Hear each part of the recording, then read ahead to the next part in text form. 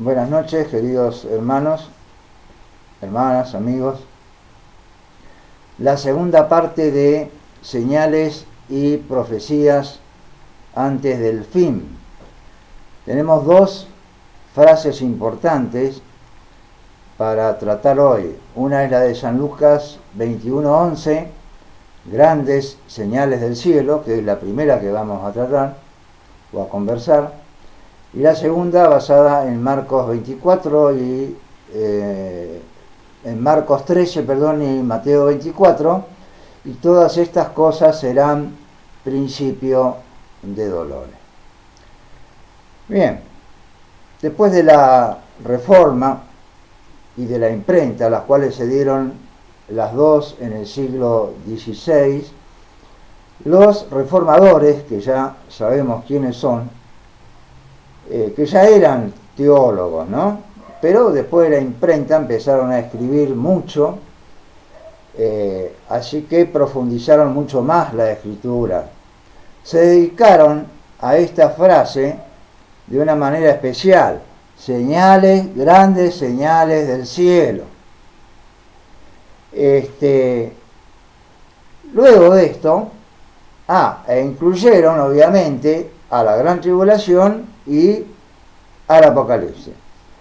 Luego de esto, en el siglo XX, apareció el auge de los ovnis, usted se acordará, objeto volador no identificado, que llamó mucho la atención por todos los registros que había a los predicadores.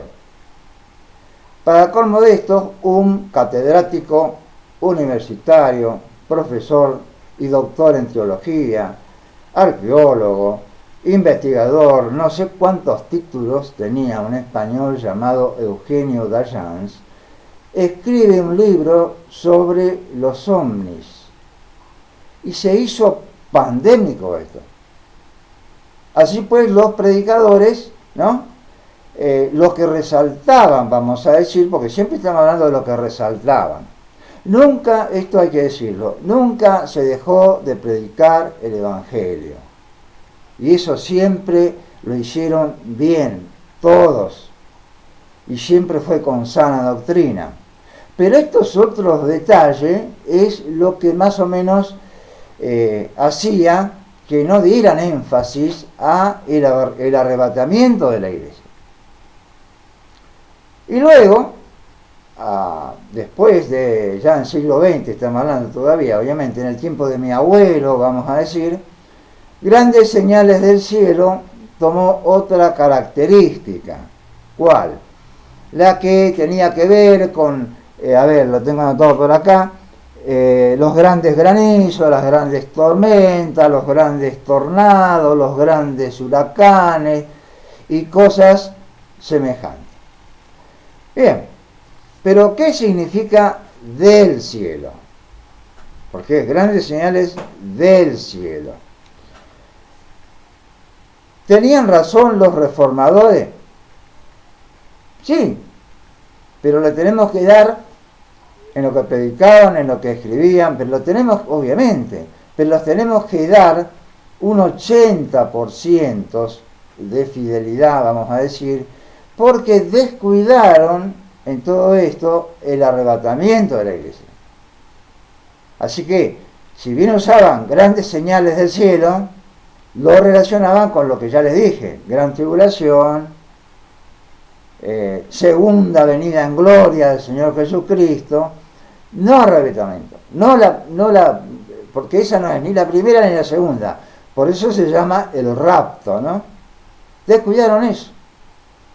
¿Qué porcentaje le daríamos a Eugenio Dayans? Lamentablemente un 10, porque fue fiel únicamente cuando comenzó a escribir sobre los ángeles. Por ejemplo, hay algo que es espectacular, como lo hace cuando Elías es arrebatado a los cielos sin ver muerte, en un carro de fuego, tirado por caballos de fuego. Bueno, que está bárbaro. Pero sacando lo que tiene que ver con los ángeles en forma directa, luego de eso cruzó la línea, cruzó el río. Y bueno, más de un día no le podemos dar. Y a los del tiempo de mi abuelo, incluyendo mi abuelo, le vamos a dar un 90%. ¿Por qué? Porque no descuidaban las señales del último tiempo, no descuidaban la evangelización, no descuidaban las otras doctrinas, no descuidaban las profecías, pero sí se predicaba poco, otra vez, insisto, sobre el arrebatamiento de la iglesia. ¿Tendrían pocas señales? Y puede ser que sí. Antes se centraba la atención exclusivamente en lo que le sucedía al pueblo de Israel. Puede ser por eso, no sé. Pero alguna razón tenían. Y lo que no hacían era encarar el tema en relación con su contexto inmediato, ¿no? Y con su contexto no inmediato. ¿Cuál es el contexto inmediato? Y bueno, los 3 capítulos estos de los evangelistas. Además de eso, en todos los 4 evangelios también hay otras referencias a señales, grandes señales del cielo.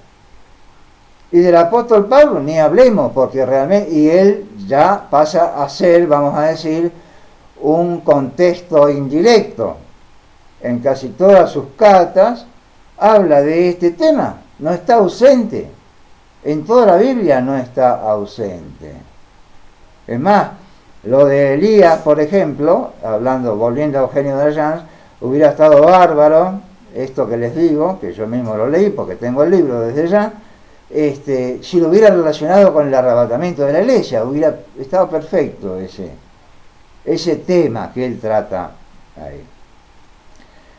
Bueno, el punto es que hemos anotado como una frase para poder entender bien esto y nos quede claro. Específicamente, entonces, esta frase, ¿cuál? Grandes señales del cielo, tiene que ver con los postreros días, los últimos días, previos al arrebatamiento. Y les doy ahora una evidencia interna de estos 3 capítulos. No sé cómo le fue con eso en las tareas que dejamos para hacer, ¿no? Les doy una evidencia interna en Lucas 21, 28, que tiene que ver con esto. Dice, cuando estas cosas, y lo dijo el Señor Jesucristo, obvio, comenzaren a hacerse, mirad y levantad vuestras cabezas, porque vuestra redención está cerca. En versión 60 es más específico todavía y dice, pónganse de pie y levanten vuestras cabezas y miren al cielo, porque vuestra redención está cerca. Esos son quienes están esperando la venida del Señor. Pablo y los demás apóstoles esperaban la venida del Señor, escribían sobre eso, pero por ejemplo, Pablo sabía que era doctrina, pero no que iba a venir en el primer siglo. Pero lo predicaban como si así fuera. Y ahora que sí realmente estamos en estos momentos, se predica poco. Por eso es que hay que insistir sobre el tema, porque dice el apóstol Juan, creo que es, el que tenga esta esperanza en él, se purifica, se santifica, nos hace bien espiritualmente. ¿Se entiende qué importante que es? Del cielo, entonces, es de parte de Dios, en forma directa o en forma indirecta. En forma directa es cuando Él toma cartas en el asunto directamente. Por ejemplo, el diluvio, por ejemplo, Sodoma y Gomorra, por ejemplo, la gran tribulación, que está por venir todavía, lo otro es histórico, y otras señales más de ese tipo que están en las Sagradas Escrituras, ¿no? E indirectamente es cuando tiene que ver con el hombre, con los pecados del hombre, con los errores del hombre, con las ambiciones del hombre, como citamos el viernes pasado con respecto al pasaje, no sé si lo encontraron, capítulo de Apocalipsis, donde la gente se va a estar quemando con el sol y no se van a arrepentir, sino que van a blasfemar contra Dios. ¿Pero por qué se van a estar quemando con el sol? Por la falta de la capa de ozono disminuida, así. Y como ya dijimos, esa fue culpa de todos los hombres. Así que entonces cuando es culpa de los hombres, ¿no? Lamentablemente esto, aunque sea de parte de Dios, se va a multiplicar. Y uno entonces dice, o se pregunta, pero si Dios es el Todopoderoso, si Dios es un Dios de misericordia y de amor, hay mucha gente que lo dice, si Dios es el Dios de todos los cielos, etcétera, y agreguémosle virtudes, cualidades y atributos, ¿cuál es la pregunta? ¿Por qué no toma cartas en el asunto y lo suspende? Porque Él quiere que todos los hombres, está escrito en la palabra de Dios en el Nuevo Testamento, procedan al arrepentimiento. Acá, antes del diluvio, ¿por qué tardó 100 años en hacer el diluvio Noé? Porque él mientras tanto predicaba.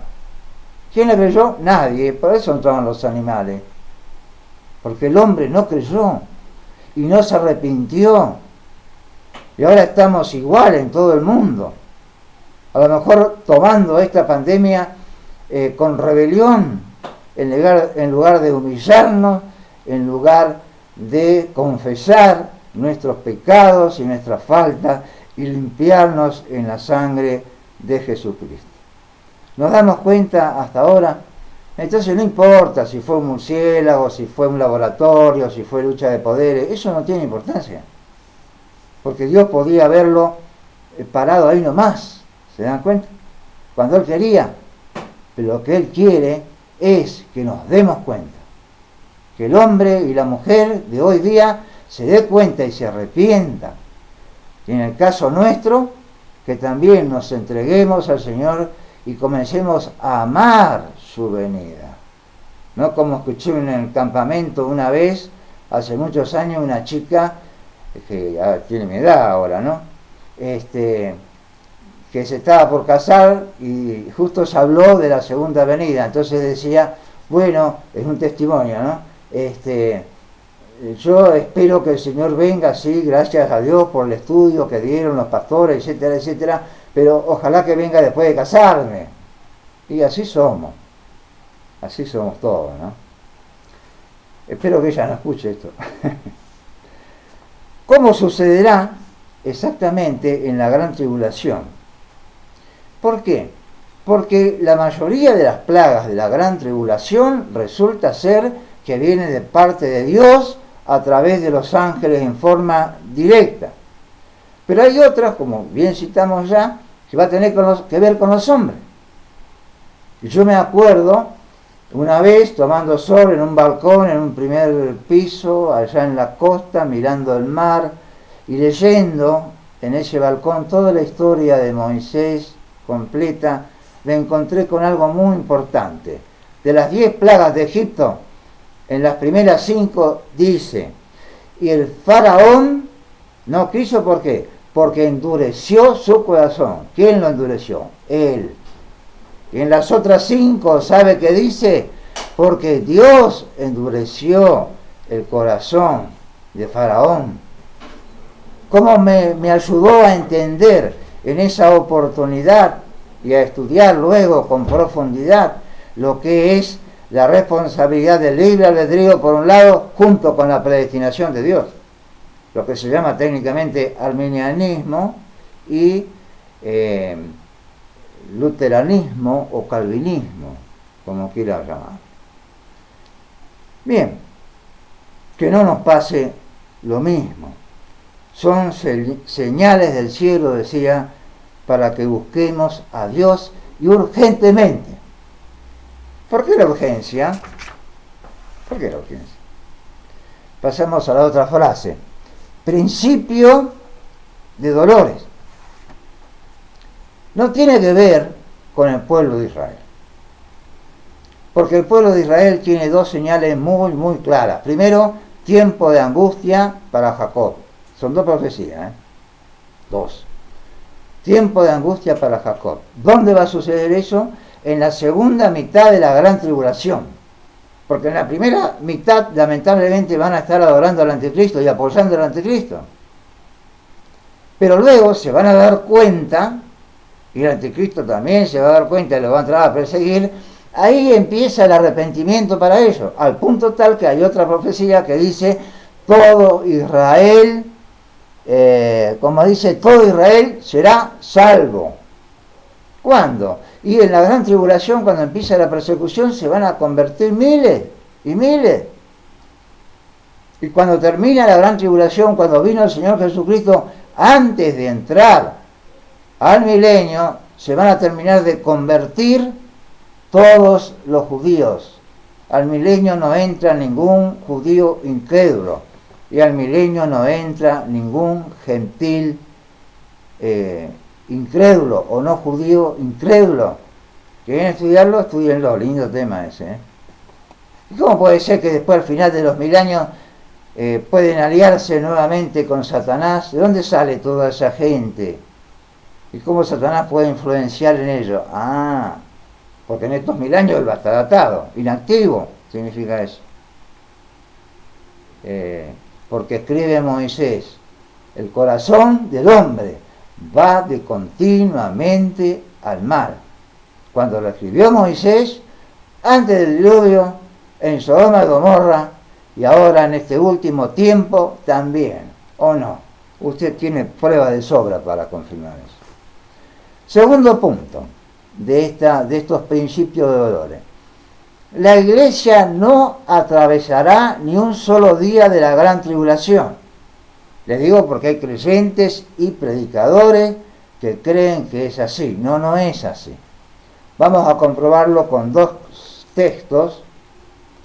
Uno está en Apocalipsis 3:10 y dice: por cuanto has guardado la palabra de mi paciencia, yo también te guardaré de la hora de la prueba que ha de venir sobre el mundo entero, para probar a los que moran sobre la tierra. Te libraré de la prueba pandémica. ¿Está clarito o no está clarito? Apocalipsis 3:10. Y el otro me lo dio Don Blas una vez, viajando con él. Primera Tesalonicenses, capítulo 1, versículo 10. Y esperar de los cielos a su Hijo, al cual resucitó de los muertos, a Jesús, quien nos libra de la ira venidera. Otra vez, nos libra de la ira venidera. En realidad, el original dice: nos libró de la ira venidera. Porque una promesa de Dios, del Señor Jesucristo, de la Biblia, ya está hecha.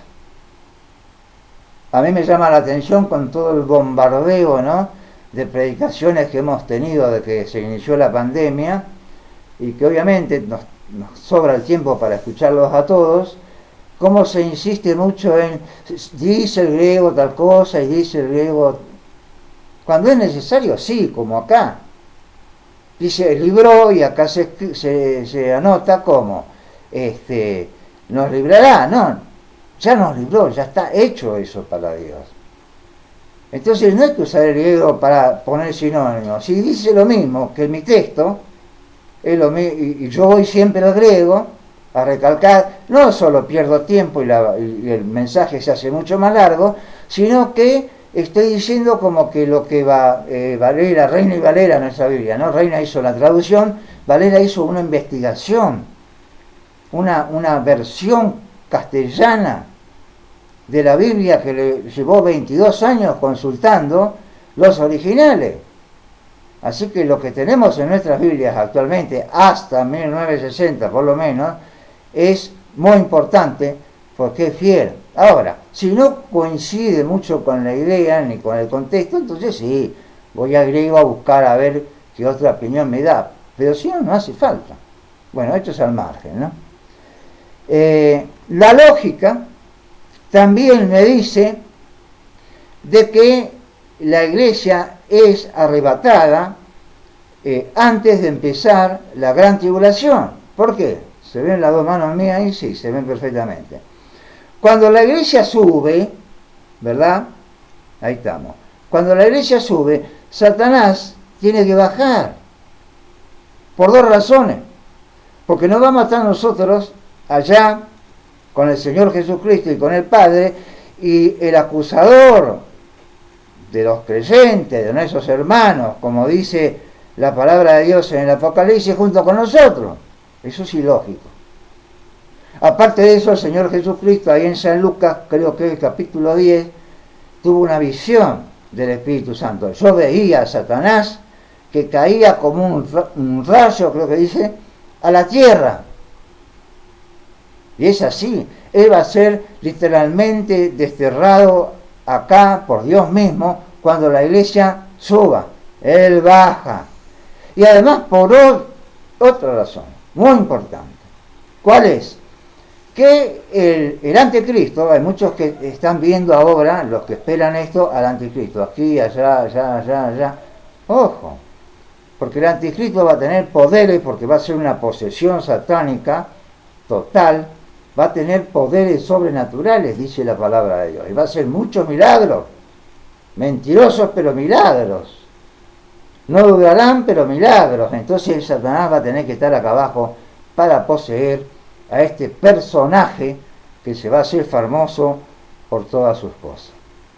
¿Cuáles son las dos señales que muestran que la iglesia no pasará por la gran tribulación, pero que verá y experimentará los principios de dolores antes del arrebatamiento? Esto no está en San Lucas, porque en San Lucas está la otra frase, grandes señales del cielo. Pero esto sí está en San Mateo y en San Marcos.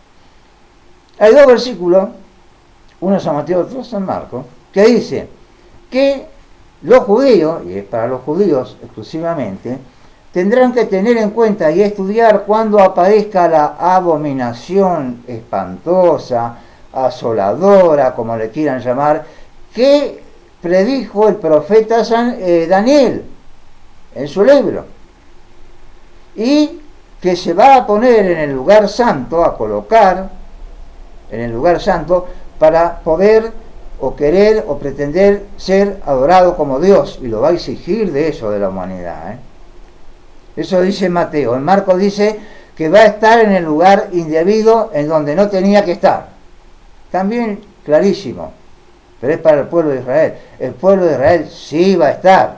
El convertido no, el convertido se va con nosotros porque es un hijo de Dios y pertenece a la iglesia. El no convertido es el que se va a quedar. El que no aceptó al Mesías, o sea, no aceptó al Señor Jesucristo como su Salvador personal. Pero para nosotros, ¿no?, hay un texto que ya lo hemos citado, lo vamos a volver a citar, tiene que ver con la Gran Comisión. Y nos hacíamos la pregunta el viernes pasado, ¿por qué estaba incluida la Gran Comisión, ¿no?, en estos pasajes de señales proféticas antes del fin y de señales antes del fin? ¿Por qué la Gran Comisión? Y por todo el mundo, predicad a toda criatura, etcétera, etcétera, que todo el mundo escuche la palabra de Dios. Porque es profético.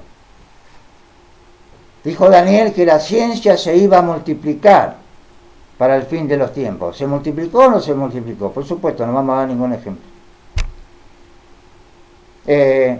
Dice acá en estos capítulos que la maldad se multiplicará. ¿Se multiplicó? Sí, no vamos a dar ningún ejemplo. Todo esto es pandémico. Además dice que la caridad, el amor, la fe, se va a resfriar y va a menguar. El mismo Señor Jesús dijo, cuando el Hijo del Hombre viniera, ¿ya hará fe en la tierra? También pandémico. Pero lo que también es pandémico es esta señal. Será predicado el Evangelio a todo el mundo. Estoy buscando mi celular por algún lado, pero no está. Se multiplicó la ciencia, la tecnológica, digo ahora. ¿A usted qué le parece? ¿Hay alguna persona en el mundo que no haya escuchado la palabra de Dios? Porque el predicador es un pecador como cualquiera, pero el Espíritu Santo se encarga de que el mensaje de evangelización llegue a todo el mundo. que esa es la gran señal, además de las otras que citamos recién. No se lo olvide, téngalo en cuenta, por favor, porque eso está ocurriendo. Entonces nos queda muy poco tiempo. Voy a ir ahora a una, porque ya nos quedan 5 minutos nomás, a una profecía personal e indirecta de el doctor Scofield. Esta es la Biblia anotada de Scofield, que muchos de nosotros la tenemos, ¿no? Los pastores de la iglesia lo tienen y no sé quién más. Hay otras muchas, como la MacArthur, yo también la tengo. Hay otras más. Yo tengo 4 en realidad de esas, y bueno, los comentarios son muy buenos, pero hay que utilizarlos después de interpretar nosotros las escrituras. Tenemos que leer e interpretar las escrituras porque nosotros también tenemos el Espíritu Santo y tenemos que pedirle luz al Señor. Y después, si queremos buscar algún comentario, algún libro para ver cuánto se coincide con ellos, bien. Pero nunca hay que predicar, decía un misionero, si vas a predicar el mensaje de alguien, acredita la fuente. Bárbaro el tema, ¿no? La frase. Acreditar la fuente, decide dónde lo sacaste, de quién fue. Y si es tuyo, porque el Señor te guió, no digas nada. Eso es lo mejor. Eso es lo mejor. Bueno, entonces estamos yendo a Scofield. Bueno, resulta ser que Scofield es mitad del siglo pasado, mitad del siglo XX. Muy bien. La Biblia, esta Biblia, que es versión antigua, 1909, él salió a la luz, a mitad de la Biblia Scofield, voy a poner las dos. Esta salió el 1 de enero de 1909, esta. Y esta, la Biblia antigua, salió a mitad de ese año. ¿Qué Biblia usaba entonces Scofield? ¿Con cuál estudiaba el doctor Scofield? Y no doctor porque era médico, porque médico, por ejemplo, fue Hudson Taylor. Abogado fue Carlos Finney. No, él era doctor en teología y escribió muchos libros de profecía. Bueno, ¿con cuál estudiaba? Tengo acá una reliquia. Esta es una Biblia original, 1800. ¿La vieron? 62. 1862. Esa es la Biblia. Era la Biblia de Scofield, de Hudson Taylor, de Finney, de Jorge Müller, de Carlos Spurgeon, de Ivan Moody. 1862. Que es exactamente igual a esta. Después de esta se hizo la versión 60 porque justamente acá hay algunas palabras ya arcaicas, obviamente, hay que corregirlas, ¿no? Ahora, ¿qué descubre Scofield? Entre otros estudios proféticos que hace, en otros libros, hace el famoso estudio de las distintas dispensaciones de la humanidad, desde Adán, el primero que nació, hasta el último que va a nacer y se va a convertir. Se llama el estudio sobre las distintas dispensaciones. ¿Saben cuándo lo hizo? En el año 1895. Hoy día hace 125 años. 125 años. Ahora, ¿cómo puede ser tan actual? ¿No? Era un Julio Verne de la palabra de Dios. ¿Cómo puede ser tan actual? Y eso sí, si quieren buscar en internet y no tienen libros de Scofield, búsquenla, porque van a encontrar todas estas cosas. Ahora, en este estudio que yo les digo, Scofield le otorgó solapadamente a la gracia o a la dispensación de la Iglesia o a la dispensación del Espíritu Santo 2000 años. Porque todos las demás fechas, ¿en dónde están? Están acá en la Biblia. Menos el de la gracia. Es más, cuando le preguntaron al Señor Jesucristo, ¿qué dijo él? Los ángeles no lo sabe nadie, solo mi Padre que está en los cielos, ni él lo sabía, porque fue parte de su despojamiento, de su humanidad.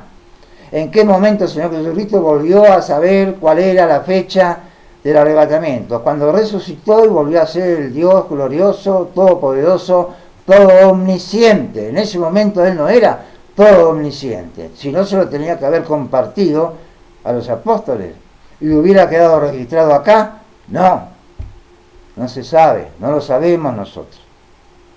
Ahora, ¿cómo es que cómo es que Scofield le da 2000 años solapadamente? Solapadamente, es una teoría de él y él lo dice. Ojo que es una teoría. Bueno, les voy a tener que leer, lamentablemente, lo último, porque si no se me va el tiempo. Fíjense, escuchen ahora. Cristo nace 4 años antes de nuestro calendario, ¿lo sabían? Cristo muere a los 33 años y medio, eso sí lo sabían. Para Pentecostés, que es cuando viene el Espíritu Santo y empieza la gracia, ¿no?, o empieza la iglesia, estaríamos en el año 30. Así pues, aunque fuera una suposición del doctor Scofield, los 2000 años que él plantea se cumplirían ¿cuándo? ¿El 2030? ¿Faltan 10 años? ¿Usted qué cree? Repito, Scofield escribe su libro en 1895, a 125 años después, hoy hace 125 años. Escribe todo tipo de libros proféticos, más este también, los cuales se fueron cumpliendo según las Sagradas Escrituras y al pie de la letra. Yo le pregunto a usted ahora, ¿qué margen de error, porque él era un ser humano y no lo sacó de la Biblia, fue una suposición, puede haber tenido Scofield al escribir que Cristo vendría por su iglesia en el 2030? ¿Puede haber tenido un margen de error? Por supuesto que sí, pero no sería para arriba, sería para abajo. Entonces estamos más cerca todavía de lo que Scofield dijo que pasaría. Las profecías de Scofield no son las de los mayas, que no se cumplieron, sobre el fin del mundo, ni las de Nostradamus, que también son sobre el fin del mundo, que no se cumplieron, que se equivocaron, obviamente. No, son bíblicas, piénselo. Por eso que queremos transmitir también todas estas cosas. Mi hermano el día miércoles ya subió el primer mensaje, el del viernes pasado, a una página que tenemos, se llama www.labibliailustrada.com.ar, la que dice bienvenido. Hace muchos años que se hizo eso. Tenemos 200.000 adeptos en este momento de todo el mundo, Por ejemplo, de México, de Rusia. Una vez se comunicó una maestra de escuela dominical de Rusia, agradeciendo todo lo que ahí había de material para poder usarlo, porque una de las cosas que nosotros decimos es que eso no está prohibido. Vieron que los libros ponen prohibida su reproducción, su predicación, prohibido todo. No, en la Biblia Ilustrada dice todo el material que le sirva para usarlo, úselo. Así decimos nosotros. Y especialmente esto, porque hay mucha gente que con esta pandemia quizás no está pensando de que el arrebatamiento de la iglesia ya viene. Entonces hay que levantar nuestra mirada, porque nuestra redención está cerca. No lo dudes, querido hermano, querida hermana. Busquemos a Dios de todo nuestro corazón. No nos vamos a arrepentir. Y si quiere buscar ahí en la Biblia Ilustrada, hay muchísimos temas doctrinales, como hace muchos años que está, que le pueden hacer bien también. Que el Señor nos bendiga a todos. Será hasta una próxima oportunidad. Bye.